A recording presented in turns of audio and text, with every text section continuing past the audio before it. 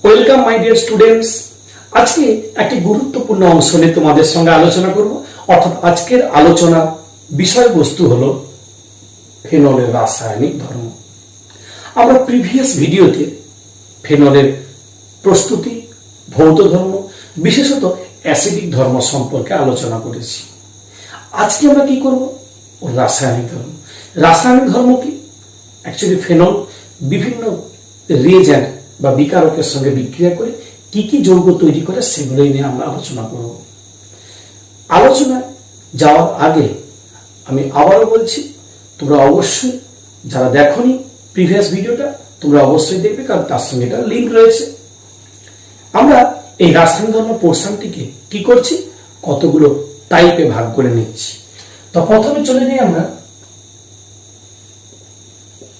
Type 1। ফেনলের মধ্যে কি group আছে? ওইচ, অর্থাৎ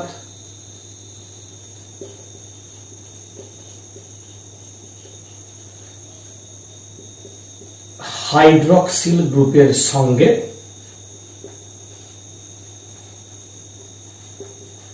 বিক্রিয়া। এই হাইড্রক্সিল গ্রুপ বলতে ওইচ, এবং ওইচের সঙ্গে ভিন্ন ভিন্ন রিয়েজেন্টের বিক্রিয়া হবে। তাই এর আন্ডারে রয়েছে আমাদের 1 নম্বর, 2 নম্বর, 3 নম্বর, এইভাবে চলবে। তা প্রথমে যাচ্ছি কি আমরা সক্রিয় ধাতুর সঙ্গে বিক্রিয়া।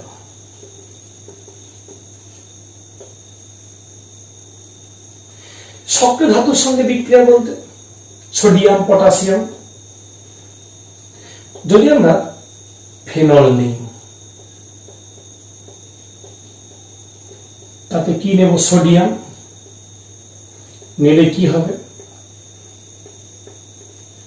Sodium phenoxide plus half hydrogen gas. হ্যাঁ, সোডিয়ামের পরিবর্তে যদি পটাশিয়াম নেই একই রকম হবে। পটাশিয়াম ফেনক্সাইড আয়ন, তার সঙ্গে হাইড্রোজেন গ্যাস। এই সক্রিয় ধাতুর মতো যদি আমরা ক্ষারের সঙ্গে বিক্রিয়া করি তাহলে কি ঘটবে? অর্থাৎ ক্ষারের সঙ্গে OH, এতে আমরা NaOH দিলাম, কি দাঁড়াচ্ছে? একই রকম সোডিয়াম ফেনেট প্লাস জল, অর্থাৎ ধাতুর সঙ্গে এটাকে একসঙ্গে দিয়ে দিচ্ছি, কারণ যেহেতু এটা ক্ষার ধাতু আর এটা হলো ক্ষারীয় যৌগ, অর্থাৎ সোডিয়াম হাইড্রক্সাইড ক্ষার, বিক্রিয়া করে সোডিয়াম ফেনক্সাইড হবে, ফেনলের সঙ্গে বিক্রিয়া করে আর জল উৎপন্ন হবে।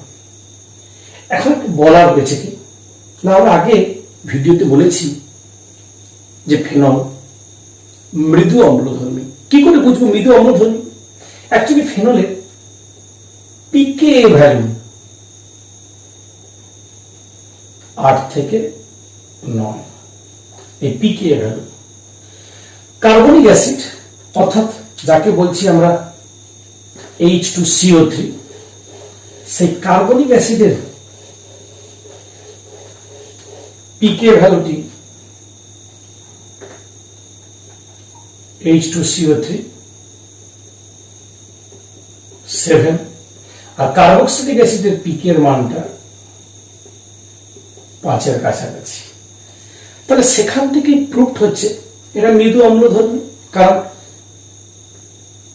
কার্বক্সিলিক অ্যাসিডের থেকে পিকের মান বেশি। এই যে মৃদু অম্লধর্মী, তারও আরেকটি গুরুত্বপূর্ণ প্রুফড রয়েছে। এই তীব্র ক্ষারের সঙ্গে বিক্রিয়া করে লবণ তৈরি করেছে। ক্ষারটা তীব্র না নিয়ে যদি আমরা সোডিয়াম কার্বনেট নেই, সোডিয়াম বাইকার্বনেট নেই, অর্থাৎ NaHCO3 কিংবা Na2CO3, এদের সঙ্গে যদি বিক্রিয়া করা হয় তাহলে দেখা যায় যে এরা কখনোই কার্বন ডাইঅক্সাইড উৎপন্ন করে না। মানে এখান থেকে প্রুফড হয় ফেনল মৃদু অম্লধর্মী। তো যাই হোক, আমাদের টার্গেট ছিল যে ওই গ্রুপের সঙ্গে বিক্রিয়া হবে এবং ফেনক্সাইড সল্ট উৎপন্ন করবে। এবারে আমরা যাব 2 নম্বর। সবই কিন্তু হাইড্রোক্সিল গ্রুপ চেঞ্জ হবে, হাইড্রোক্সিল গ্রুপের সঙ্গে বিক্রিয়া হবে, এটাই আমরা আলোচনা করব। 2 নম্বরে কি রয়েছে? নাম্বার 2। অ্যাকচুয়ালি এই নাম্বার 2 মানে এটা হলো অ্যাসিড ক্লোরাইড বা অ্যাসিড অ্যানহাইড্রাইডের সঙ্গে বিক্রিয়া, অর্থাৎ অ্যাসিড ক্লোরাইড বা অ্যাসিড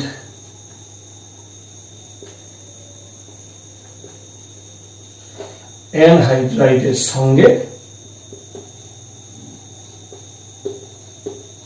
বিক্রিয়া। আমরা উদাহরণ দিয়ে করতে পারি। সাপোজ আমরা নিচ্ছি ফিনল। ফিনলে অ্যাসিড ক্লোরাইড বলতে একটা উদাহরণ নিলাম, অ্যাসিটাইল ক্লোরাইড CH3COCl নিলে কি হবে? এখান থেকে এই জায়গায় HCl বেরিয়ে যাবে, তাহলে কি দাঁড়াচ্ছে? ও থাকছে, তার সঙ্গে COCH3। আচ্ছা, যদি এটার পরিবর্তে আমরা অ্যাসিটিক অ্যানহাইড্রাইড নেই, তখন কি হবে? সেম প্রোডাক্ট, শুধু পার্থক্য কি? এখানে এক্সট্রা একটা HCl উৎপন্ন হবে আর এখানে অ্যাসিটিক অ্যাসিড উৎপন্ন হবে। তাহলে এই যে বিক্রিয়াটা আমরা দেখতে পাচ্ছি, এটা অ্যাসিটাইল গ্রুপ প্রবেশ হয় বলে তাই একে বলা হয় অ্যাসিটাইলেশন। এই যে অ্যাসিটাইলেশন, এখানে যে যৌগটা উৎপন্ন হচ্ছে মূলত অ্যাসিটাইলেশনের ক্ষেত্রে, সেটা হলো যৌগটির নাম হলো ফিনাইল অ্যাসিটেট, অর্থাৎ এই যৌগটি হলো ফিনাইল অ্যাসিটেট। এই যৌগটি উৎপন্ন হচ্ছে। এ প্রসঙ্গে আমরা আরেকটু অ্যাডভান্স আলোচনা করতে পারি। যদি বেনজোইল ক্লোরাইড নেই, ঠিক একই রকম ভাবে HCl বেরোবে, তাহলে প্রোডাক্টটা কি হবে? আমরা প্রোডাক্টটা উপরে লিখছি, একটু চেঞ্জ হবে। এই বিক্রিয়াটার প্রোডাক্ট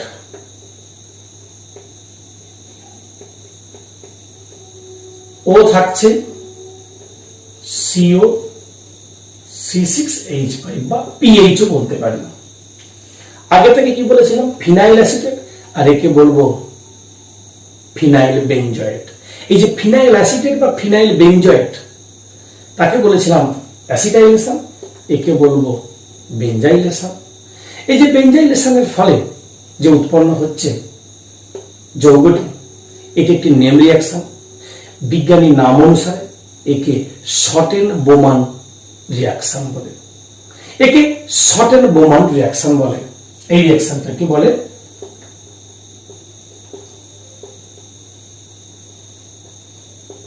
বোমান বিক্রিয়া। এই বিক্রিয়া একই রকম ভাবে আমরা হাইড্রোক্সিল গ্রুপকে পরিবর্তন করতে পারি। তাহলে নেক্সট আমরা যাব 3 নম্বর বিক্রিয়া। 3 নম্বর বিক্রিয়ায় কি পাচ্ছি আমরা? অ্যাকচুয়ালি 3 নম্বর বিক্রিয়া আমরা পাচ্ছি নেক্সট 3 নম্বর বিক্রিয়াতে থাকছে গিগনার্ড বিকারকের সঙ্গে বিক্রিয়া। এই যে গিগনার্ড বিকারকের সঙ্গে বিক্রিয়া অবশ্যই কার সঙ্গে? ফেনল। ফেনলের সঙ্গে গিগনার্ড বিকারক কি? আচ্ছা, গিগনার্ড বিকারক আমরা যে কোনো পছন্দ মতো যে কোনো গিগনার্ড বিকারক অবশ্যই ইথার মাধ্যমে হয়। ধরা যাক CH3MgBr নিলাম আর ইথার নিলাম বা ড্রাই ইথার। এটা সোর্স অ্যাকচুয়ালি এইচটাই তৈরি করে এর সঙ্গে তৈরি হবে মিথেন। এই যে মিথেন যৌগটি তৈরি হবে প্লাস এবারে বাকি যে পোর্শনটা কি হবে? ও একদিকে Mg আর একদিকে Br, অর্থাৎ OMgBr তৈরি হবে। এটা যদি এমজিআই দিতাম তাহলে এটা এমজিআই হতো, ওটা কোনো ফ্যাক্টর না। তাহলে যেটা দাঁড়ালো কি, মিথেন যৌগটি উৎপন্ন হবে। এটা হলো গিগনার্ড বিকারকের সঙ্গে বিক্রিয়া। সহজ। এই গিগনার্ড বিকারকে আজকে শুধু ফেনল কেন, যদি জল দিতাম তাহলেও হতো মিথেন, অ্যালকোহল দিলেও হতো মিথেন, অ্যামোনিয়া দিলেও হতো মিথেন, অর্থাৎ প্রোটন সোর্স থাকলেই অ্যালকেন তৈরি হয় গিগনার্ড বিকারকে। এই গেল 3 নম্বর। এবার আমরা যাব কি, ফেনলের সঙ্গে অ্যামোনিয়ার বিক্রিয়া, অর্থাৎ NH3 সঙ্গে বিক্রিয়া। তাহলে 4 নম্বরে আমরা কি যাচ্ছি,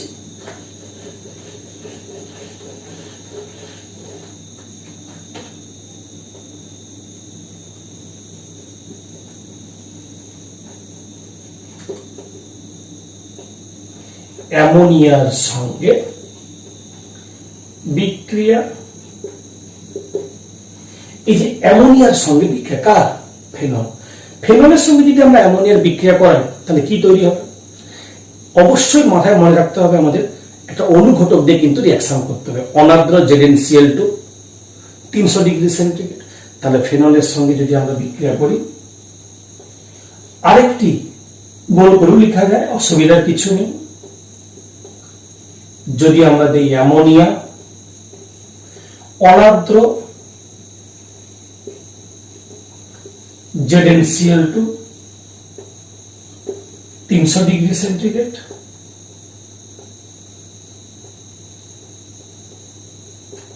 অবভিয়াসলি অ্যানিলিন তৈরি হবে।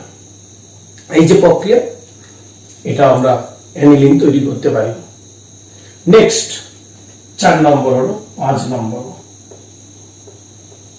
FeCl3 এর সঙ্গে বিক্রিয়া। FeCl3 ফেরিক কোয়েট, এটি একটি গুরুত্বপূর্ণ রিঅ্যাকশন, ফেরিক কোয়েটের সঙ্গে বিক্রিয়া। এখন কেন বলছি গুরুত্বপূর্ণ, আসলে এই বিক্রিয়া দিয়ে ফেনলকে শনাক্তকরণ করতে পারি আমরা। কিভাবে ফেনলকে শনাক্তকরণ করতে পারি, অ্যাকচুয়ালি ফেরিক কোয়েট কয়েক ফোঁটা ফেনলের মধ্যে মিশিয়ে দেওয়া হলো। এবার মিশিয়ে দেওয়ার পরে কি হবে, একটু টেস্ট টিউবে ঝাঁকিয়ে নিলাম। ঝাঁকিয়ে নেওয়ার পর দেখা গেছে একটা বেগুনি বর্ণের চিলেট বা জটিল যৌগ উৎপন্ন হয়। সেই যে বেগুনি বর্ণের জটিল যৌগ উৎপন্ন হয়, যার কারণেই কিন্তু এটি ফেনলকে শনাক্তকরণ করা যায়। তাহলে বিক্রিয়াটা কি, তাহলে আমরা ফেনল নিলাম, বা যাকে আমরা এক কথায় বলি কার্বলিক অ্যাসিড, তাতে দিলাম কি FeCl3 কয়েক ফোঁটা বা কয়েকটা ড্রপস, কয়েক ফোঁটা দেওয়ার পর ফেরিক কোয়েট দিয়ে যখন আমরা ঝাঁকাচ্ছি কি হয়, 6 অণু ফেনল এখানে কিন্তু বিক্রিয়া করে। বিক্রিয়া করে আবারও বলছি, একটি বেগুনি বর্ণের চিলেট বা জটিল যৌগ, এই যে বেগুনি বর্ণের চিলেট বা জটিল যৌগ উৎপন্ন হয় FeO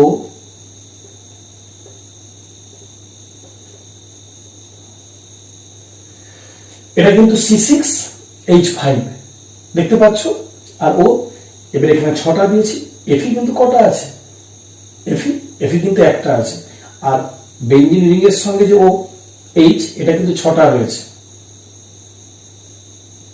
হোল 6 6খানা। আর কি তৈরি হবে,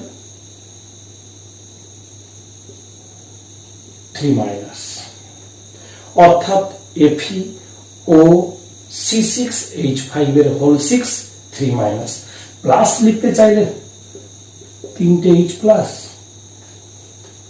আর 3টে কি উৎপন্ন হবে, মোট তো Cl এখানে 3টে, তাহলে 3টে HCl হবে। তাহলে দেখে না, এখান থেকে 6টা H বেরোবে, 3 আর 3, আর 3টে Cl, Fe একটা হয়ে গেল। যৌগটি অবশ্যই বেগুনি বর্ণের যৌগ। এই জটিল যৌগটির কারণে ফেনল কিন্তু ভায়োলেট বা বেগুনি কালার ধারণ করে। তাহলে এই গেল আমাদের টাইপ 1। এখন আমরা আলোচনা করব টাইপ 2 বেঞ্জিন বলয় বিক্রিয়া।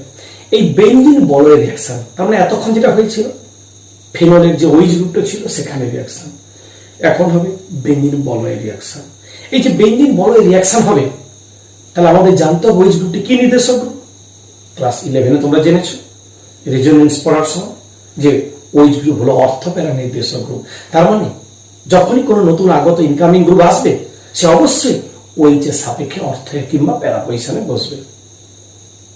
বেশিরভাগ ক্ষেত্রে আমরা দুটো করে প্রোডাক্ট পাবো, কোনো ক্ষেত্রে মেজর মাইনরের ব্যাপার থাকছে। তো আমরা এখন যাচ্ছি সরাসরি টাইপ 2 বেঞ্জিন বলয় বিক্রিয়া।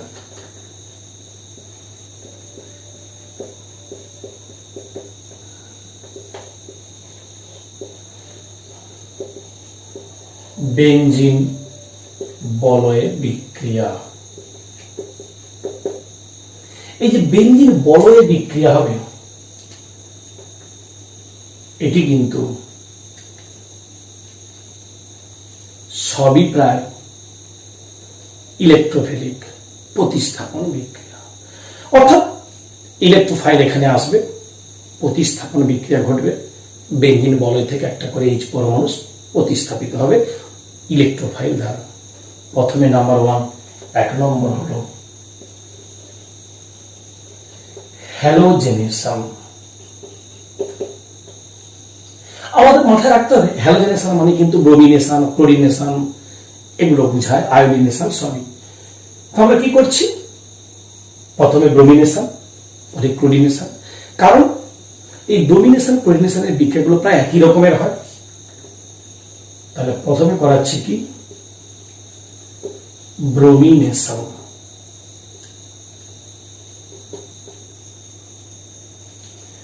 এই ব্রোমিনেশন বিক্রিয়াটি ফেনলের ক্ষেত্রে দুভাবে হয়। যদি আমরা ব্রোমিন জল ইউজ করি সেক্ষেত্রে 3 অণু ব্রোমিন বিক্রিয়া করে উৎপন্ন করে 2,4,6 ট্রাইব্রোমো ফেনলের হোয়াইট পিপিটি সাদা অধক্ষেপ উৎপন্ন করে। এখন প্রশ্ন 3টি হলো কেন। তোমরা জানবে যে ফেনল অত্যন্ত সক্রিয় যৌগ, কারণ ওইচ গ্রুপ থাকার ফলে, ওইচে লোন পেয়ার থাকার ফলে রেজোনেন্স অংশগ্রহণ করে, বেঞ্জিন বলয় ইলেকট্রনের ঘনত্ব বৃদ্ধি পায়। তাই এক্স এখানে ব্রোমিন, ক্লোরিনের বেলায় সিএল, এই যে বিআর প্লাস বা সিএল প্লাস যে ইলেকট্রোফাইলটা ঢোকে, ওইচের লোন পেয়ারের অংশগ্রহণের ফলে বেঞ্জিন বলয় ইলেকট্রনের ঘনত্ব বৃদ্ধি পায়। তাই ইলেকট্রোফিলিক প্রতিস্থাপন বিক্রিয়া ঘটানোর টেন্ডেন্সি অনেকখানি বেড়ে যায়, সেই জন্য অত্যন্ত সক্রিয় হয়ে ওঠে যৌগটি।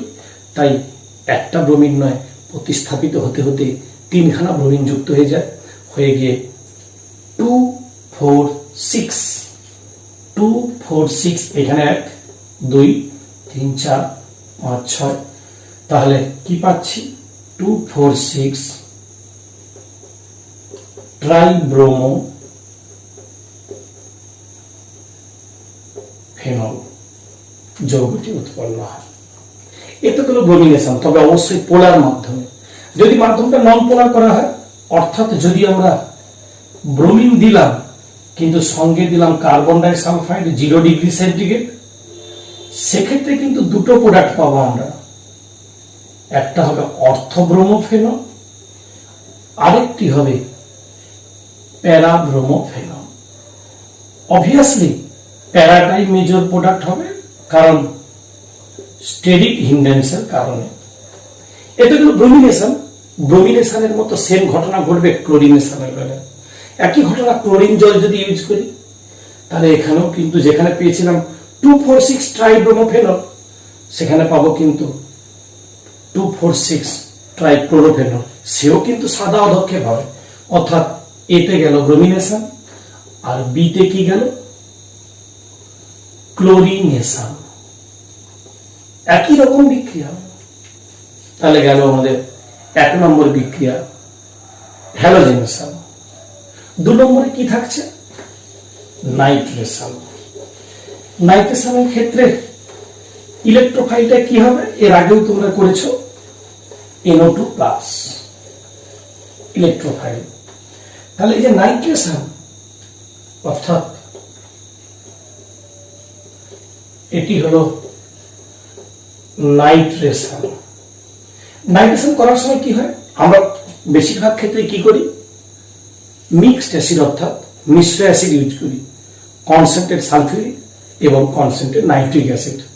কিন্তু এক্ষেত্রে করা চলবে না। কেন? আসলে নাইট্রেশনের ক্ষেত্রে যদি আমরা মিক্সড অ্যাসিড ইউজ করি তাহলে মনোনাইট্রেশনের পরিবর্তে পলিনাইট্রেশন ঘটবে। এমনকি পিক্রিক অ্যাসিডের মতো যৌগ এই মিক্সড অ্যাসিড ইউজ করে তৈরি করা যায় না। তাই পলিনাইট্রেশনকে অ্যাভয়েড করার জন্যই আমরা মিক্সড অ্যাসিড বা মিশ্র অ্যাসিড ব্যবহার করি না। তাহলে মনের মধ্যে প্রশ্ন আসছে, স্যার তাহলে নাইট্রেশন করবো কি দিয়ে? চলো, নাইট্রেশন আমরা নিচ্ছি ফেনল, সেই ফেনলে নেব আমরা কি, ডাইলুট নাইট্রিক অ্যাসিড। ডাইলুট বলতে লঘু। যেই লঘু নাইট্রিক অ্যাসিড দিয়ে আমরা একে রিয়াকশন করব, অবশ্যই রিয়াকশনটা কিন্তু রুম টেম্পারেচারে হবে। হলে কি হবে, দুটো পজিশন অর্থাৎ অর্থ আর প্যারা গ্রুপ যুক্ত হবে। অর্থাৎ রুম টেম্পারেচারে রিয়াকশন করলে তৈরি হবে একটা OH, অর্থ পজিশন NO2 অর্থাৎ অর্থ নাইট্রোফেনল, এবং এটাতে তৈরি হবে OH, প্যারাতে হবে NO2, একে বলবো প্যারা নাইট্রোফেনল। যদিও এটি মেজর হলেও উৎপাদনের হার কম হয়। অবশ্যই কারণ রয়েছে, এটি ইন্ট্রামলিকুলার হাইড্রোজেন বন্ডিং, ওটা ইন্টারমলিকুলার হাইড্রোজেন বন্ডিং ইত্যাদি ব্যাপার রয়েছে, তাই উৎপাদনের হার এখানে কম হয়। তো তাহলে একটা প্রশ্ন আসে, স্যার এটা যদি উৎপাদনের হার কম হয় প্যারানাইট্রোফেনল, আগে তো স্যার পলিনাইট্রেশনের জন্য আমরা মিশ্র অ্যাসিড ইউজ করতে পারিনি, মনোনাইট্রেশন যদি হলো সেক্ষেত্রে আমরা দেখতে পাচ্ছি প্যারার উৎপন্ন হওয়ার হার কম। তাহলে কি স্যার প্যারানাইট্রোফেনল তৈরি করা যাবে না? অবশ্যই তৈরি করা যাবে। দেখো অন্যভাবে আমরা তৈরি করতে পারি। আমরা নিয়ে নিলাম ফেনল, ফেনলে কি দেব, sodium nitrite NaNO2 dilute HCl, উষ্ণতা 0 থেকে 5, অর্থাৎ সোডিয়াম নাইট্রাইট ডাইলুট HCl, উষ্ণতা 0 থেকে 5 দিলে কি হবে, অ্যাকচুয়ালি যেটা তৈরি হয় নাইট্রোসোফেনল। পরে অবশ্য ডাইলুনাইট্রিক অ্যাসিডে নাইট্রোসোফেনলকে জারণ করা হয়, অর্থাৎ মূলত তৈরি হবে প্যারা নাইট্রোসোফেনল। পরে এটি ডাইলুট নাইট্রিক অ্যাসিড দিয়ে এবং জারিত হয়ে যেটা তৈরি হবে সেটি হলো এটা OH, প্যারা পজিশন NO2। অর্থাৎ এই পদ্ধতিতে আমরা প্যারা নাইট্রোফেনল তৈরি করতে পারবো। কমপ্লিট হলো নাইট্রেশন। যদি মনের মধ্যে প্রশ্ন আসে পিক্রিক অ্যাসিড কি করে তৈরি করবো, আসছি পরে এটা নিয়ে। এবারে যদি তোমাদের মধ্যে প্রশ্ন আসে স্যার পিক্রিক অ্যাসিডের নামটা তো আপনি বললেন, তাহলে পিক্রিক অ্যাসিডকে তৈরি করব কি করে করা যায়? পিক্রিক অ্যাসিড তৈরি করার জন্য আমাদের কি লাগবে? আমাদের যেটা লাগবে সেটি হলো প্রথম স্টেপটা সালফোনেশন ঘটিয়ে তারপরে আমরা নাইট্রেশন ঘটাবো। তাহলে চলো যাই পিক্রিক অ্যাসিড। পিক্রিক অ্যাসিডের সংকেত কি? অবশ্যই ফেনল থেকে তৈরি করব। পিক্রিক অ্যাসিড এর সংকেত হচ্ছে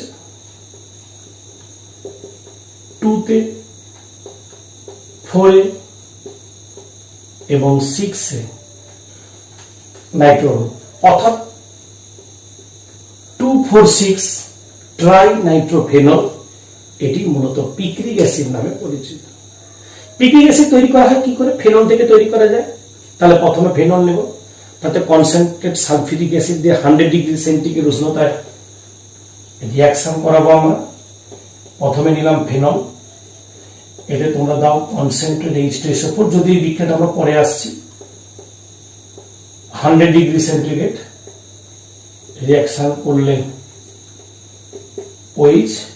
সালফোনেশনের সময় তোমরা জানো যে SO3 গ্রুপ হয়, অর্থ প্যারা দুটোই প্রোডাক্ট হয়, দুটোই লিখতে পারো, অর্থাৎ অর্থ hydroxy benzene sulphonic acid plus প্যারা হাইড্রক্সি বেঞ্জিন সালফোনিক অ্যাসিড, এই দুটো যৌগ তৈরি হয়। এরপরে স্টেপে কি করা হয়, আমাদের এমন রিয়েজেন্ট দিতে হবে যেটা দিলে SO3H-টাও সরে যাবে, তার জায়গায় NO2 চলে আসবে। অর্থাৎ এরপরে আমরা কনসেন্ট্রেট নাইট্রিক অ্যাসিড দিয়ে 100 ডিগ্রিতে রিয়াকশন করব, অর্থাৎ হিট করব।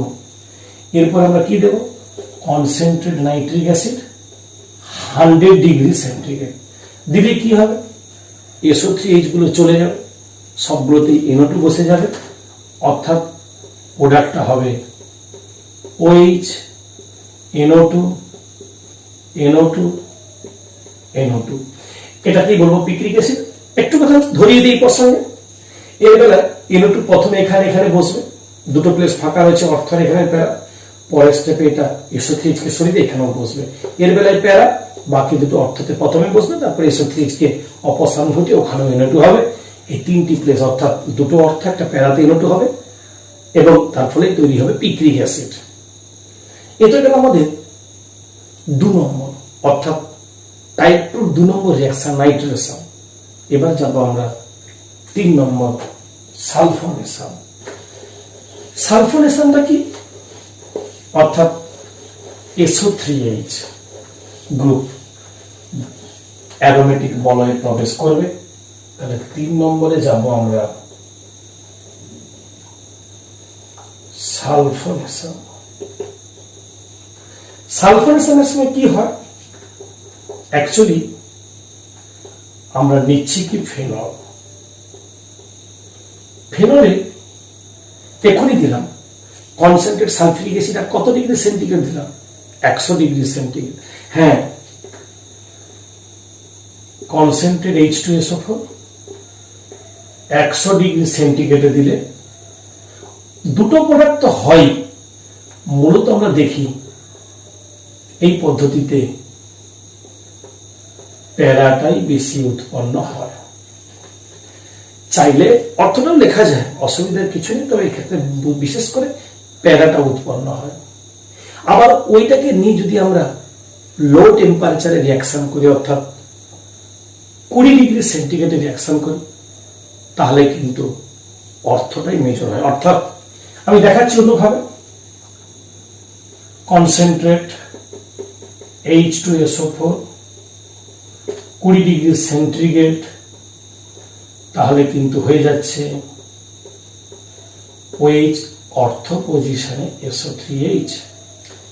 এবার এই অর্থ প্রোডাক্টটিকে নিয়ে যদি 100 ডিগ্রিতে হিট করা হয়, তাহলে কিন্তু প্যারাতে কনভার্ট হয়ে যায়। এটা একটা রিঅ্যাকশন, তোমরা পরে একটু উপরে দিকে পাবে।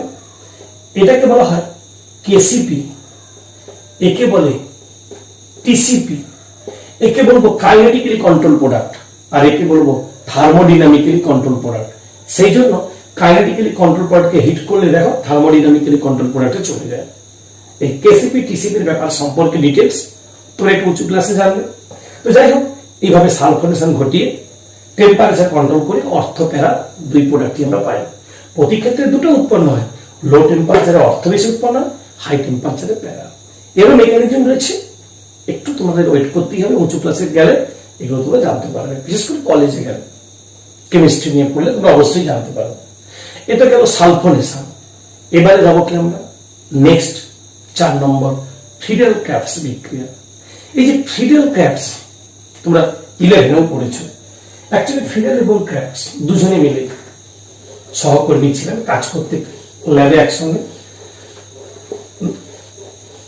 আবিষ্কার করলেন বিক্রিয়া, যার নাম অনুসারে, দুজনের নাম অনুসারে বিক্রিয়াটিকে বলে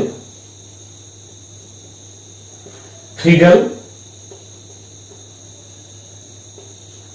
ক্র্যাবস বিক্রিয়া। তোমরা জানো, যদি 11 ডিটেলসে পেয়েছো, ফ্রিডেল ক্র্যাবস বিক্রিয়া মানে অ্যালকাইলেশন অ্যাসাইলেশন দুটোই ঘটে। অ্যালকাইলেশন অ্যাসাইলেশনের কথা, অ্যালকাইলেশনের কথাটা পাই আমরা ফ্রিডেলের কাছ থেকে, অ্যাসাইলেশনের কথাটা পাই আমরা ক্র্যাবস এর কাছ থেকে। সেই জন্য বিক্রিয়াটার নাম ফ্রিডেল ক্র্যাবস বিক্রিয়া। কি হয়, আমি একটাই দেখাচ্ছি এখানে, জাস্ট ফেনলে যেটুকু দরকার তাতে দেব কি CH3Cl। তোমরা জানো এই বিক্রিয়ার জন্য উৎকৃষ্ট অনুঘটক হলো অনাদ্র অ্যালুমিনিয়াম ক্লোরাইড। অনাদ্র অ্যালুমিনিয়াম ক্লোরাইড দিয়ে যদি CH3Cl এর দেই তাহলে সেক্ষেত্রে ইলেকট্রোফাইলটাকে CH3+, তাহলে CH3+ মানে বুঝতেই পারছো ওইচ, একবার অর্থতে CH3 ঢুকবে আর একবার প্যারাতে, কোনটা মেজর হবে? অবভিয়াসলি প্যারাটাই মেজর হবে। স্টেরিক হিন্ড্রেন্সের কারণে যা হয়, এই ধরনের যৌগগুলোকে আমরা ক্রেসল বলি, এর নাম অর্থ ক্রেসল, এটাই মেজর, এবং একে বলবো প্যারাক্রেসল যৌগ উৎপন্ন হয়। এই গেল আমাদের ফিডেল ক্র্যাবস বিক্রিয়া। তবে এই যে আমরা পাচ্ছি অর্থ প্যারাটা স্টেরিক হিন্ড্রেন্সের কারণে বেশি পাচ্ছি বারবার। তো এবারে যাই আমরা নেক্সট টাইপ 2 5 নম্বর রিঅ্যাকশন। 5 নম্বর রিঅ্যাকশনটা কি? Coupling reaction. দেখেন কাপলিং রিঅ্যাকশন কথাটা আসছে কাপুল থেকে, আর কাপুল মানে জোড়া। তাই এই যে বিক্রিয়াটা আমরা করছি এটা তোমরা প্র্যাকটিক্যালে করবে, স্কুলে যখন প্র্যাকটিক্যাল হবে দেখবে, এটাই তোমাদের করতেই হয়। তাহলে আমরা যাচ্ছি কি কাপলিং রিঅ্যাকশন বা কাপলিং বিক্রিয়া। এই কাপলিং বিক্রিয়া আমি শুধুমাত্র এখানে বেঞ্জিন ডায়াজিনাম ক্লোরাইডের সঙ্গে ফেনলের কাপলিং দেখাচ্ছি। এবারে বিটা ন্যাপথলের সঙ্গেও বেঞ্জিন ডায়াজিনাম ক্লোরাইডের কাপলিং হয়, কোন অ্যামিনের সঙ্গে বেঞ্জিন ডায়াজিনাম ক্লোরাইডের কাপলিং হয়। একে আবার বলে সেলফ কাপলিং, কি সিসি কাপলিং, এনসি কাপলিং, অনেক ব্যাপার। শুধুমাত্র তোমরা জানবে নর্মাল যে কাপলিং। কাপলিং রিঅ্যাকশনের ক্ষেত্রে কি হয়? দুটো যৌগ লাগে, একটি হলো বেঞ্জিন ডায়াজোনিয়াম ক্লোরাইড আর তার সঙ্গে লাগে ফেনল। অবশ্যই ক্ষারীয় মাধ্যমে রিঅ্যাকশন হয়। ক্ষারীয় মাধ্যমে রিঅ্যাকশন হলে কি তৈরি হয়? রিঅ্যাকশন হলে, তবে একটা কথা পরিষ্কার, আমরা এইটা পরীক্ষা হলে অর্থাৎ ল্যাবে যখন করবে, ল্যাবরেটরিতে উষ্ণতা কিন্তু মেনটেন করতে 0 থেকে 5। তাই কি করতে হয়? ওই ল্যাবে যখন এই পরীক্ষাটা করবে তোমরা বরফ দিয়ে করতে হয়, দেখবে স্যার করাবেন। খুব লো টেম্পারেচার রিঅ্যাকশনটা হয় বরফ দিয়ে। আমরা বরফ দিয়ে টেস্ট করলে কি হয়? অ্যাকচুয়ালি এটা ফেনক্সাইড হয়ে যায়, তারপরে দুটোর সঙ্গে কাপলিং হয় জোড়া। একটা দাতা একটা গ্রহিতা, এই দাতা গ্রহিতা থেকেই সৃষ্টি হয় কাপলিং, এবং কাপলিং লো টেম্পারেচারে রিঅ্যাকশন হয়। এবং যেটা পাবো এক্ষেত্রে যে কালারটা পাবো আমরা সেটি হলো অরেঞ্জ কালারের পাবো, এবং অরেঞ্জ কালারের হয়। তাহলে সেক্ষেত্রে যে যৌগটা আমরা পাচ্ছি কি হবে দেখে নাও তোমরা। N-double-bond-N অ্যাজো যৌগ বলে, আর এটা হবে ONA। কেন হলো? এটা ক্ষার মাধ্যম থাকার কারণে ওইচ অবস্থায় পাবো না, পাবো ONA। এই যে যৌগটা যে তৈরি হলো এটা কিন্তু অবশ্যই বলেছি অরেঞ্জ বা কমলা বর্ণের কালার। এটাকে ডাই করা বলা হয়, ডাই মানে DY, ডাই মানে কালার। এই যে আমরা বিভিন্ন জামা কাপড় বা বিভিন্ন ক্ষেত্রে যে কালার দেখতে পাই, কালার পিছনে কিন্তু ডাই রয়েছে, সেই কালার আমরা তৈরি করতেই পারি। এক্ষেত্রে কিন্তু অরেঞ্জ হবে, এবং যৌগটার নাম হবে প্যারাহাইড্রক্সি অ্যাজোবেনজিন যৌগ, এবং তার সোডিয়াম সল্ট। তাহলে এই গেল আমাদের কাপলিং রিঅ্যাকশন, অর্থাৎ টাইপ 2 কাপলিং রিঅ্যাকশন। এবারে যাব আমরা ওই টাইপ 2 আরেকটি গুরুত্বপূর্ণ রিঅ্যাকশন, যাকে বলবো কোলবে স্মিথ রিঅ্যাকশন। ভীষণ ভীষণ ইম্পর্টেন্ট এই কোলবে স্মিথ রিঅ্যাকশন। এই রিঅ্যাকশনে কি তৈরি হয়? অর্থাৎ কোলবে যে স্মিথ রিঅ্যাকশন, এই কোলবে স্মিথ রিঅ্যাকশনের ক্ষেত্রে দেখা গেছে 6 নম্বরে, এটি হলো কোলবে স্মিথ বিক্রিয়া। কোলবে স্মিথ রিঅ্যাকশনে কি ঘটে?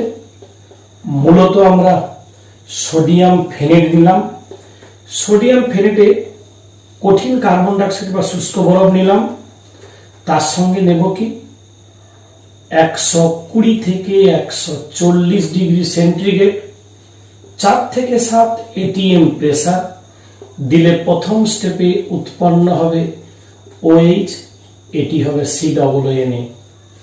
পরে ডাইলুট HCl দেওয়ার পরে কি তৈরি হবে? তৈরি হবে এটি OH, এটি COOH, অর্থ হাইড্রক্সি বেঞ্জোইক অ্যাসিড, যার আরেক নাম স্যালিসাইলিক অ্যাসিড। এই স্যালিসাইলিক অ্যাসিড উৎপন্ন হবে। এ প্রসঙ্গে বলে রাখা ভালো, যদি সোডিয়াম ফেনেটের পরিবর্তে পটাশিয়াম ফেনেট ইউজ করি, সেম রিঅ্যাকশন ঘটায়, তাহলে কিন্তু প্যারা হাইড্রক্সি বেঞ্জোইক অ্যাসিড উৎপন্ন হবে। এখন প্রশ্ন, এগুলোর এক্সপ্লানেশন তোমরা উঁচু ক্লাসে পাবে যে কেন হয়, কি বৃত্তান্ত। আপাতত এখন মনে রাখো যে এই রিঅ্যাকশন করলে আমরা স্যালিসাইলিক অ্যাসিড পাবো, সোডিয়াম ফেনেটের পরিবর্তে পটাশিয়াম ফেনেট ইউজ করলে আমরা প্যারা হাইড্রক্সি বেঞ্জোইক অ্যাসিড পাবো মেজর প্রোডাক্ট হিসাবে বা মুখ্য পদার্থ হিসাবে। তাহলে 7 নম্বরে যাব আমরা, রাইমার টিমান বিক্রিয়া। রাইমার টিমান বিক্রিয়াতে কি ঘটে? আমরা ফেনল নিলাম, এই যে ফেনল নিলাম এতে দেব কি? ক্লোরোফর্ম, ক্ষারীয় মাধ্যম হিসাবে NaOH, উষ্ণতা 50 থেকে 60 ডিগ্রি সেন্টিগ্রেড দিলে প্রথম স্টেপে কি হবে? একটি ONA হয়ে যাবে, মাধ্যম ক্ষার থাকার জন্য একটি অন্তর্বর্তী যৌগ হবে, যদিও যৌগটি স্থায়ী নয়। পরে এটি ভেঙে গিয়ে তৈরি হবে এটা ONA, এটি হবে CHO। অ্যাসিড ওয়ার্কআপ বা ডাইলুট HCl দিলে তৈরি হবে অর্থ হাইড্রক্সি বেঞ্জালডিহাইড, যার আরেক নাম স্যালিসালডিহাইড উৎপন্ন হবে। এই যে স্যালিসালডিহাইড বা অর্থ হাইড্রক্সি বেঞ্জালডিহাইড উৎপন্ন হয়, এটাকেই বলছি আমরা রাইমার টিমান বিক্রিয়া। তবে এই প্রসঙ্গে একটা খুব গুরুত্বপূর্ণ তথ্য তোমাদের দিয়ে রাখি, ক্লোরোফর্মের পরিবর্তে যদি কার্বন টেট্রাক্লোরাইড অর্থাৎ CCl4 ইউজ করি এর পরিবর্তে, তাহলে এটা কিন্তু COOH হয়ে যাবে, অর্থাৎ স্যালিসালডিহাইডের পরিবর্তে স্যালিসাইলিক অ্যাসিড উৎপন্ন হবে। অর্থাৎ এই যে বিক্রিয়া তোমরা করলে, এই বিক্রিয়াটার ইলেকট্রোফাইল কি পরে তোমরা জানবে। CCl2 ডাইক্লোরোকার্বিন বলা হয়। কার্বিন কি? কার্বিন সিংলেট, ট্রিপলেট, অনেক কিছু রয়েছে, সম্পর্কে তথ্য তোমরা পরে পাবে। এই ধরনের একটি ইলেকট্রোফাইল উৎপন্ন হয় যেটা এই বিক্রিয়াটাকে কন্ট্রোল করে, ফলে স্যালিসালডিহাইড শেষ পর্যন্ত উৎপন্ন হয়। এতে গেল রাইমার টিমান। এই যে CHO প্রবেশ করাচ্ছে, এটাকে বলা হয় ফরমাইলেশন, কারণ ফরমাইল গ্রুপ CHO।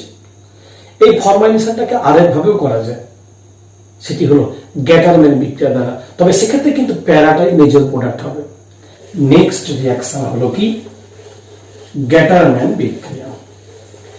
যদিও এই গ্যাটারম্যান বিক্রিয়াটা তোমরা আগে পেয়েছো ক্লাস 11, এখানেও তোমরা পাবে।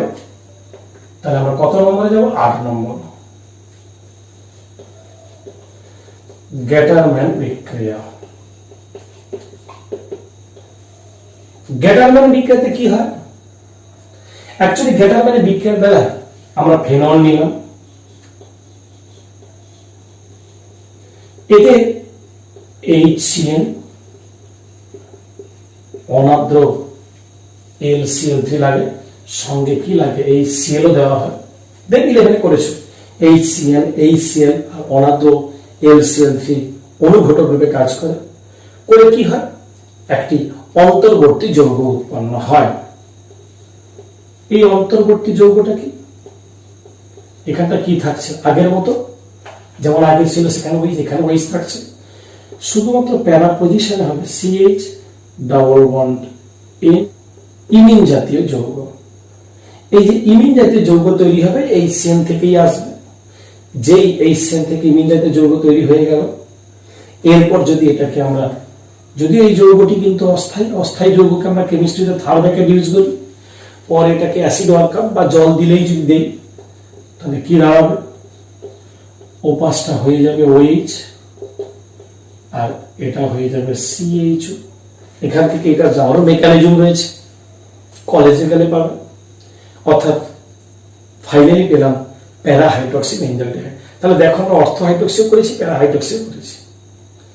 আরেকটি পদ্ধতি, যে পদ্ধতিতে আমরা বেনিন বলয় বিক্রিয়া ঘটাতে পারি, পদ্ধতিটির নাম লেডাবার রিয়াকশন বা লেডাবার ম্যানসে বিক্রিয়া। এই লেডাবার ম্যানসে বিক্রিয়া দিয়ে আমরা করতে পারি। তবে এক্ষেত্রে কি গ্রুপকে প্রবেশ করানো যায়? এক্ষেত্রে কিন্তু ফরমাইলেশন নয়, CH2OH গ্রুপকে প্রবেশ করানো যায়। অর্থাৎ এটা কত নম্বর হচ্ছে তোমার? 9 নম্বর, লেডাবার ম্যানসে বিক্রিয়া।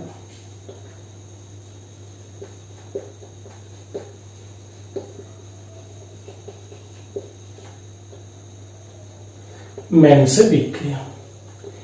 এই বিক্রিয়ায় কি পাই আমরা? ম্যানসে বিক্রিয়া দিয়ে এক্ষেত্রে কিন্তু এই বিক্রিয়ার কথা তোমরা কিন্তু আগে জেনেছো বা না জানলেও এটার কথা শুনেছো তোমরা। HCHO দিলাম, তার সঙ্গে দেব 1 নম্বরে কি NaOH জল, আর 2 নম্বরে কি H3+ বা HCl দিলেও হবে। অর্থাৎ NaOH জল আর 2 নম্বরে HCl দিলে কি রিঅ্যাকশন হবে? OH যেমন আছে তেমন থাকবে, অর্থ পজিশনে CH2OH প্লাস প্যারা পজিশনে তো থাকছে, উপরে OH, প্যারা পজিশনে CH2OH হবে। এই রিঅ্যাকশন কিন্তু এখানেই কখনো শেষ হয় না, অর্থাৎ এটার নাম হবে প্যারা হাইড্রক্সি বেঞ্জাইল অ্যালকোহল। এবারে যে প্যারা হাইড্রক্সি, এটা মেজর, কিন্তু এই মেজর মাইনরের ব্যাপারটা আমরা এখন বলছি না, তার কারণ এই রিঅ্যাকশন তো এখানে শেষ নয়, বিক্রিয়াটা কন্টিনিউ চলতে থাকে। উৎপন্ন পদার্থ পুনরায় কন্ডেনসেশন বিক্রিয়া ঘটিয়ে উচ্চ আণবিক গুরুত্ব বিশিষ্ট একটি পলিমার গঠন করে। সেই পলিমারটি ফেনল ফর্মালডিহাইড রেজিন বা ব্যাকেলাইট নামে পরিচিত। যে ব্যাকেলাইটকে তোমরা জানো কি কি কাজে ইউজ করা হয়। বর্তমানে ব্যাকেলাইটের ব্যবহার প্রচুর পরিমাণে হচ্ছে। তাহলে আমরা চলে যাচ্ছি নেক্সট, অর্থাৎ আরেকটি নতুন পদ্ধতি, যে পদ্ধতির সাহায্যে আমরা ফেনলের আরেকটি রিঅ্যাকশন আমরা করতে পারি। পদ্ধতিটির নাম হলো ডাফ বিক্রিয়া, ডাফ রিঅ্যাকশন। অর্থাৎ 10 নম্বরে ডাফ বিক্রিয়া। ডাফ রিঅ্যাকশনে কি হয়? ফেনল আরেকটি গুরুত্বপূর্ণ যৌগ CH2O6N4, এটা পাবে তোমরা অ্যালডাইড কিটোন চ্যাপ্টারে, হেক্সামিথিলিন টেট্রামিন। এখান থেকে পরবর্তীকালে একটি বিস্ফোরক জাতীয় পদার্থ ইউরোট্রপিন উৎপন্ন হয়, পরের কথা। তো আপাতত এটা হেক্সামিথিলিন টেট্রামিন দিয়ে রিঅ্যাকশন করা হয়। করা হলে কি হবে? এটি OH, অর্থ পজিশন CH11NCH3, পরে এটি ভেঙে যায়, ভেঙে গিয়ে উৎপন্ন হয় OH আর এটাতে হয় CH, অর্থাৎ অর্থ হাইড্রক্সি বেঞ্জালডিহাইড, এবং যার আরেক নাম হলো স্যালিসালডিহাইড। এই স্যালিসালডিহাইড থেকে আমরা অনেকভাবে তোমাদেরকে দেখিয়েছি কি করে স্যালিসালডিহাইড হয়, এবং স্যালিসালডিহাইডের প্রস্তুতি তোমরা যে কোনো পদ্ধতি করতে পারো, এটা নতুন পদ্ধতি। নেক্সট টাইপ 2 এর মধ্যেই পড়ে, সেটা হলো কি না থ্যালিক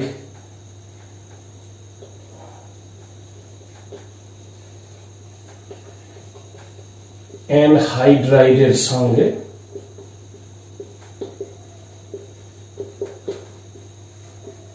বিক্রিয়া। থ্যালিক অ্যানাইডের সাথে কার বিক্রিয়া? ফেনল। অ্যাকচুয়ালি 2 অণু ফেনলের সঙ্গে থ্যালিক অ্যানাইডাইড দিয়ে রিঅ্যাকশন করলে কনসেন্ট্রেট সালফিউরিক অ্যাসিড যদি হিট করা হয়, জল বেরিয়ে যাবে, একটি গুরুত্বপূর্ণ যৌগ হবে। যৌগটার নাম তোমরা শুনেছো, স্ট্রাকচার জানতে না, দেখে নাও। এটা ফেনল, 2 অণু, ফ্যালিক অ্যানহাইড্রাইডের সংকেত হচ্ছে এটি।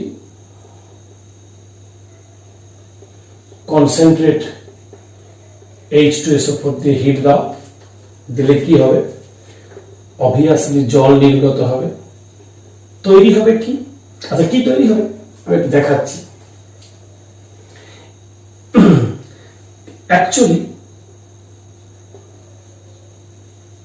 দেখে নাও তোমরা, এখান থেকে H, এরকম আরেকটা যৌগ থেকে H, অর্থাৎ দুটো H চলে গেল, আর এখান থেকে O, অর্থাৎ H2O বেরিয়ে যাবে। তার মানে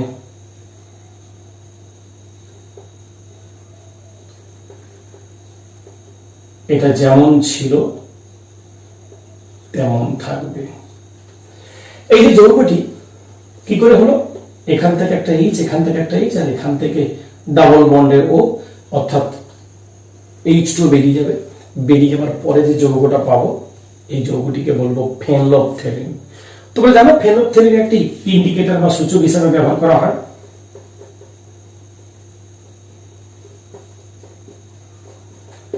এই ফেনলফথেলিন বা ইন্ডিকেটর বা সূচক হিসাবে ব্যবহার করি।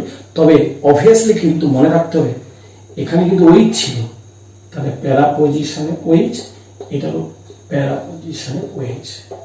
এই হলো ফেনলফথেলিন, যেটি ইন্ডিকেটর বা সূচক হিসাবে ব্যবহার করা হয়। টাইট্রেশনে আমরা কি ব্যবহার করি?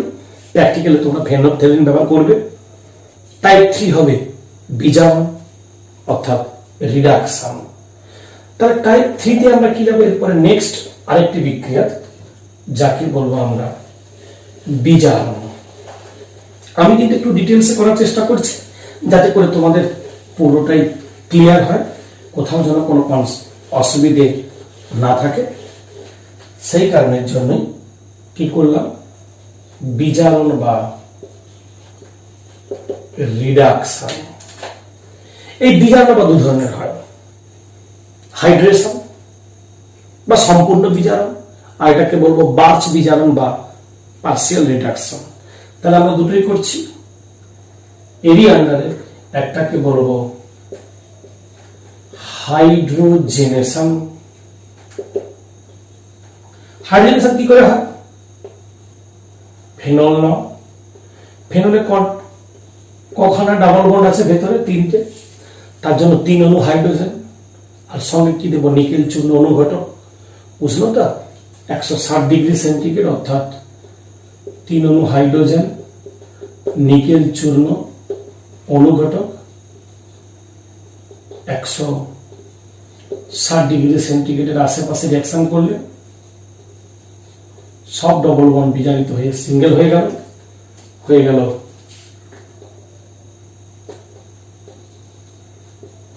সাইক্লোহেক্সানল। আর আরেকটি হলো বার্চ বিজারণ বা পার্সিয়াল বা আংশিক বিজারণ। সেখানে কি করা হয়? ফেনল নিলাম, সোডিয়াম ইন তরল অ্যামোনিয়া বা লিকুইড দিলাম, পার্সিয়ালি বিজারণ হবে, অর্থাৎ এই থাকবে। কিংবা চাইলে তোমরা যে একই এটাও করতে পারো। এই যৌগটি অস্থায়ী টটোমেরিক শিফট হবে, অর্থাৎ যদি দেখাতে চাও তাও করতে পারো। তাহলে কি দাঁড়াচ্ছে? ডাবল বন্ড, এটাই ডাবল বন্ড। এই যৌগটি উৎপন্ন হবে, একে বলবো পার্সিয়াল রিডাকশন বা বার্চ বিজারণ, অর্থাৎ 3 সাইক্লোহেক্সিনোল উৎপন্ন হবে। করলে এটাকে পাবে।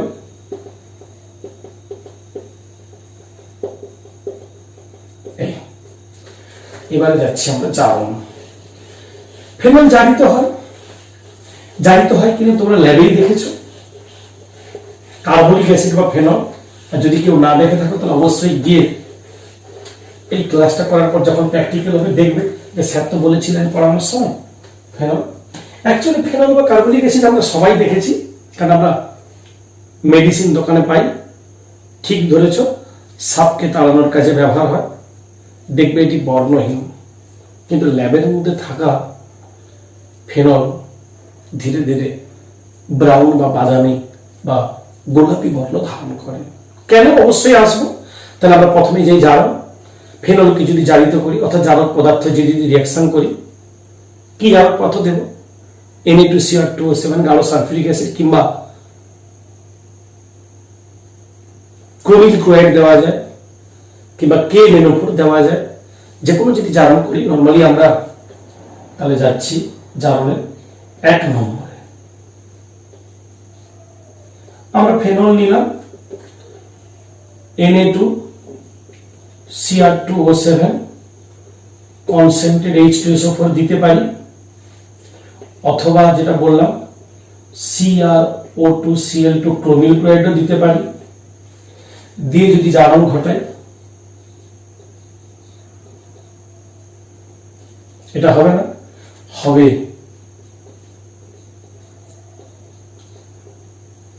এই যৌগটার নাম প্যারাবেনজোকুইনোন। এই প্যারাবেনজোকুইনোন জাতীয় যৌগ তৈরি হবে, অর্থাৎ প্যারাবেনজোকুইনোন। এবারে 2 নম্বরে যদি আমরা সেই ফেনলকে নিই জারক পদার্থ, আচ্ছা জারকের সিম্বল তোমরা চাইলে দিতেও পারো, থার্ড ব্র্যাকেটের মধ্যে হোক, আর আগেরটাই বিজারণের সিম্বল হলো থার্ড ব্র্যাকেটের মধ্যে H দেওয়াই যায়। এক্ষেত্রে যদি আমরা ক্ষারীয় K2S2O8 দিয়ে রিয়াকশন করি তাহলে কি দাঁড়াবে? অর্থাৎ 1 নম্বরে ক্ষারীয় K2S2O8 এবং 2 নম্বরে ডাইলিউট HCl বা H3O+ দেওয়া যায়। সেক্ষেত্রে কিন্তু উৎপন্ন হবে প্যারাডাইহাইড্রক্সি বেনজিন, বা যার আরেক নাম হলো কুইনল উৎপন্ন হবে। এই যে কুইনল তৈরি হয় এই জারক পদ্ধতি, যেটা দিয়ে আমরা অবশ্যই প্যারাবেনজোকুইনন হবে। এবার যেটা বলছিলাম যে বায়ুতে রাখলে, বায়ুতে তো অক্সিজেন থাকে, এই অক্সিজেনের উপস্থিতি জারণ হয়, অর্থাৎ আমরা 3 নম্বর জারণ করাচ্ছি কি? বায়ুতে, বাতাসে উপস্থিত অক্সিজেন দ্বারা। এই বাতাসে উপস্থিত অক্সিজেন দ্বারা জারিত করলে কি হবে? আমরা নিলাম ফেনল,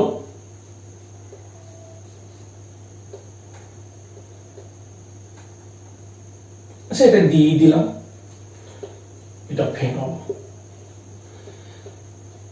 অক্সিজেন, বায়ু মানে বায়ু থেকে প্রাপ্ত অক্সিজেন দ্বারা ফেনল জারিত হবে। তবে এই জারণ কিন্তু স্লোতে হবে, ধীরে ধীরে হবে। ধীরে ধীরে হলে কি হবে? প্রথম স্টেপে প্যারাবেনজোকুইনন উৎপন্ন হবে এবং জল উৎপন্ন হবে।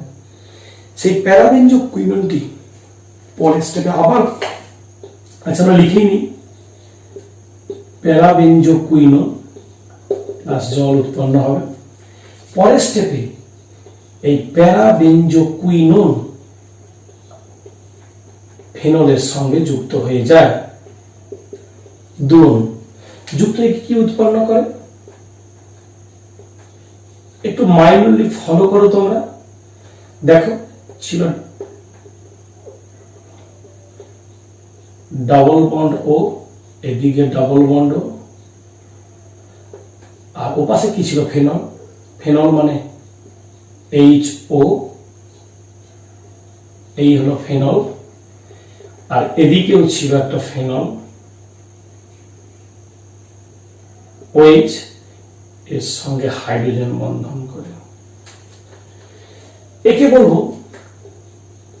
প্যারাবেনজোকুইনন, একে বলবো ফেনোকুইনন। এই যে প্যারাবেঞ্জোকুইনন আর ফেনোকুইনন হয়, এই ফেনোকুইনন কিন্তু হাইড্রোজেন বন্ধন হয় ফেনলের সঙ্গে, যুক্ত হয়ে কি হয়, গোলাপি কালারের হয় বা লাল বর্ণের হয় বলা যায়। তাহলে এটাকে বলবো আমরা রেড কালার। এটার উপস্থিতির জন্যই ফেনল বর্ণহীন হলেও ল্যাবরেটরিতে প্রাপ্ত ফেনল কিন্তু দিনের পর দিন আর বর্ণহীন থাকে না, ধীরে ধীরে ব্রাউন, লাস্টে রেড কালারের হয়ে যায়।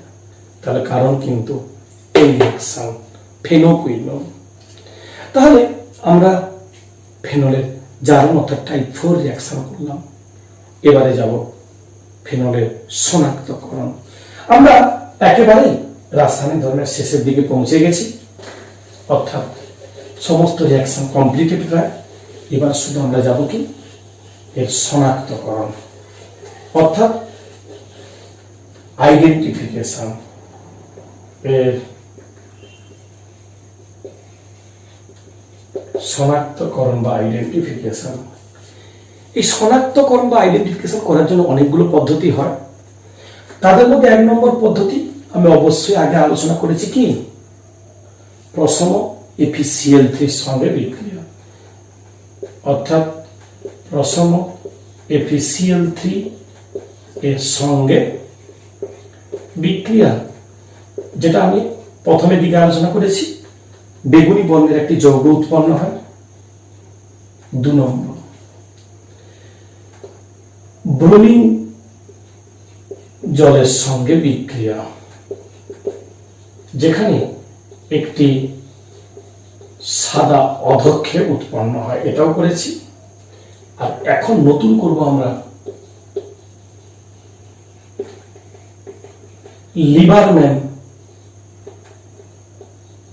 পরীক্ষা দ্বারা।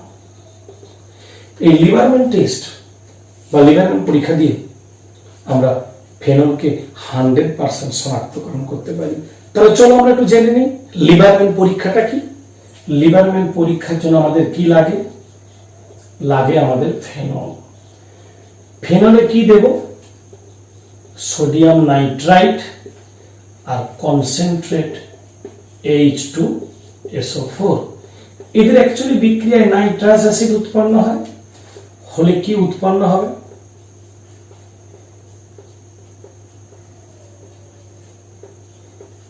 প্যারানাইট্রোসোফেনল। এরপরে ফার্দার ফেনল দেব, সঙ্গে H2SO4 দেব, দিলে কি রিঅ্যাকশন হবে?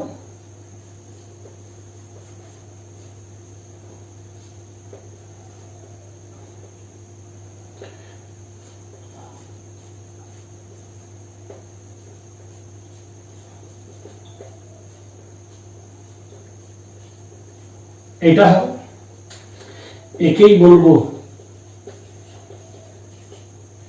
ইন্ডোফেনল। ক্ষারীয় মাধ্যম করব, অর্থাৎ NaOH যোগ করব, করলে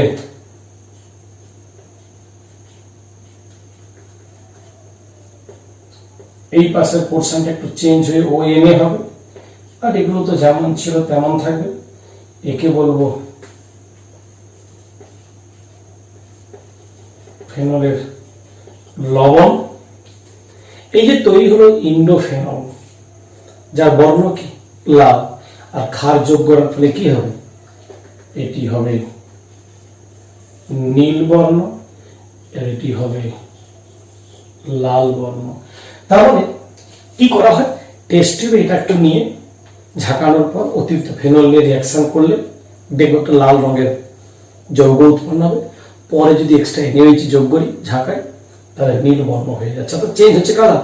এখান থেকে বুঝে নেব যৌগটা অবশ্যই নিঃসন্দেহে ফেনল। এই হলো লিবারম্যান পরীক্ষা। তাহলে আমরা শনাক্তকরণের জন্য 3টে পরীক্ষা ইউজ করলাম। এই দুটোর বিজ্ঞান আগে করেছি, আর লিবারম্যান এক্ষুনি করলাম। হয়ে গেল শনাক্তকরণ, ফেনলকে আইডেন্টিফাই করা বা চেনার উপায়। এবার এই যে অংশটা আজকে শিখলাম, এতে কি কি কোশ্চেন আছে তোমাদের?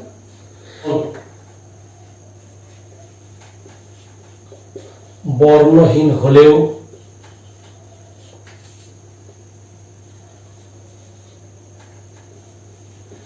ল্যাবরেটরিতে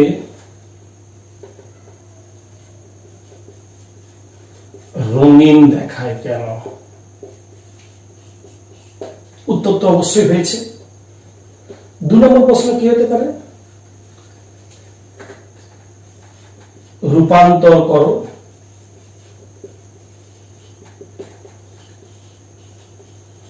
ফেনল থেকে পিক্রিক অ্যাসিড।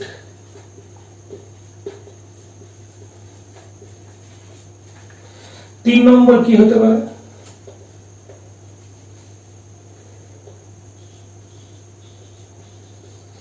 ফেনলের নাইট্রেশন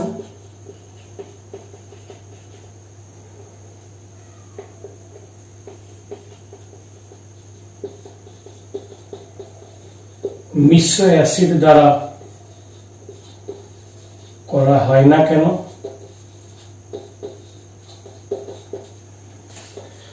4 নম্বর প্রশ্ন কি হতে পারে?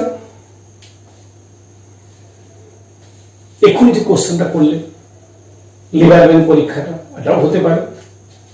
বা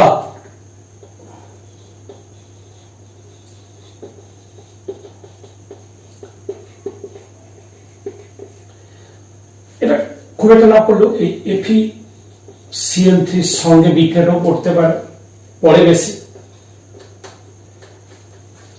বেশ কিছু শর্ট নোট পরে টিকা লেখো। তার মধ্যে পেলে কোলবেস মিট পেলে, রাইমার টিমান পেলে, কিংবা আজকে আবার এখানে শিখলে ব্যাকেলাইট কি করে হয়, এটা শনাক্তকরণ তো করতেই হবে প্রত্যেকটা। এই হলো আমাদের পোর্শন। বা হয়তো পড়লো রূপান্তর করো ফেনল থেকে স্যালিসাইলিক অ্যাসিড। আজকে যেমন রূপান্তর করো ফেনল থেকে পিক্রিক অ্যাসিড, এটাও হতে পারে ফেনল থেকে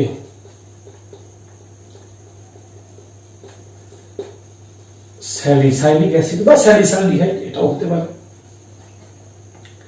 আশা করছি আজকে যে অংশটা আলোচনা করলাম তোমাদের সঙ্গে সকলেই বুঝতে পেরেছো। যদি কোথাও ডাউট থাকে তো অবশ্যই আমাকে জানাবে কমেন্টে। আর এর সঙ্গে একটু প্র্যাকটিস করবে বেশি, তাহলে দেখবে এই পোর্শনের কোনো ভয় থাকছে না। আর তোমরা বিভিন্ন সালের কোশ্চেন অ্যান্সারও করতে পারো সঙ্গে। আমি তো কিছু কোশ্চেন অ্যান্সারের কথা বললাম। তোমাদের সঙ্গে আমার দেখা হবে নেক্সট ভিডিওতে। সবাই ভালো থাকো, সুস্থ থাকো।